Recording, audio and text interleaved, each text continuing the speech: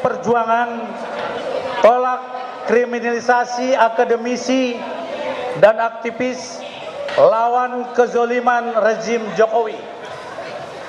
Pertama, kami segenap tokoh, aktivis, dan elemen anak bangsa menegaskan bahwa setiap warga negara berkesamaan kedudukannya di muka umum.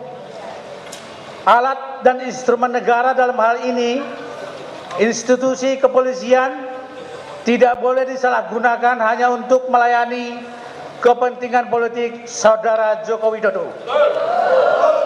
Dengan meningkatkan status laporan Saudara Joko Widodo dari tahap penyelidikan ke tahap penyidikan, sementara pada saat yang bersamaan menghentikan proses penyelidikan dugaan jas palsu yang diajukan oleh tim pembela ulama dan aktivis TPUA, padahal masyarakat masih menunggu proses gelar perkara khusus.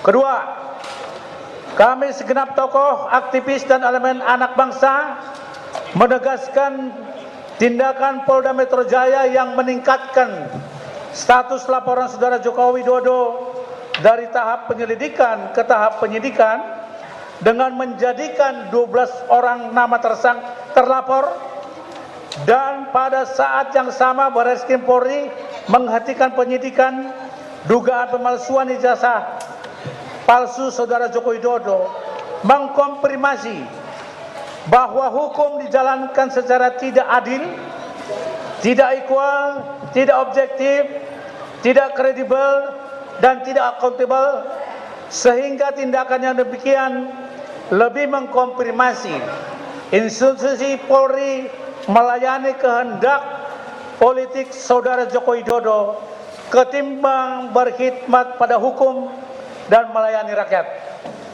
demi pencapaian tujuan ketertiban dan keadilan yang menyeluruh bagi segenap rakyat Indonesia. Ketiga, kami segenap tokoh, aktivis, dan elemen anak bangsa menyatakan membersamai perjuangan Bapak Dr. Roy Suryo Noto Diprojo, Bapak Dr. Rismon Sianipar, Ibu Dr. Tifauzia Tisuma, Bapak HM Rizal Fadilah SH, Ibu Kurnia Tri Royani SH, Bapak Damai Hari Lubis SH, Bapak Rustam Effendi, Bapak Profesor Dr. Egi Sujana, Bapak Dr. Abraham Samad, Bung Mikael Benyamin Sinaga, Bung Nurdian Noviansa Susilo, dan Bapak Ali Ridho alias Aldo Hussein untuk terus menyuarakan nilai-nilai kejujuran dan kebenaran sekaligus melawan kebohongan dan keculasan.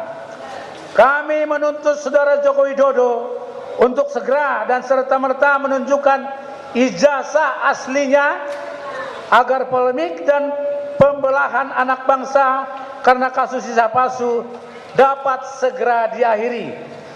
Demikian pernyataan disampaikan Jakarta 23 Juli 2025, tertanda Petrus Celestianus SK, Ketua Tim Hukum Litigasi. Terima kasih.